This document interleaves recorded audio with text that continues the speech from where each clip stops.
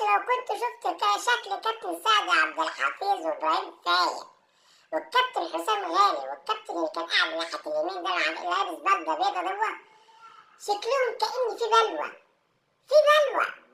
وانتوا فاكرين نفسكم ان انتوا بتلعبوا في الدوري؟ احنا الكرة عندنا في مصر تعبانة تعبانة، بنلعب أندية شركات وادي النتيجة ادي النتيجة، ولا عارفين نهاجم ولا عارفين ندافع ولا عارفين نلعب سرباص ولا عارفين نلعب كرة طويلة ولا عارفين نلعب كورة ولا عارفين نلعب أي حاجة خالص. بجد الواحد بقى يشوف الكرة سواد. الله يخرب بيوتكم، الله يخرب بيوتكم من حرق دمنا. الواحد ايه دمنا، الواحد يا ريت ما كان شجع كورة ولا شاف الكورة في مصر. بجد كل حدث عالمي كمان لازم يبقى في فضيحة فضيحة يا ناس، ولا عارفين نشنكل اللعيبة ولا عارفين نشوط الكورة كأن بنشوط الكورة حديد. احنا بجد زهقنا.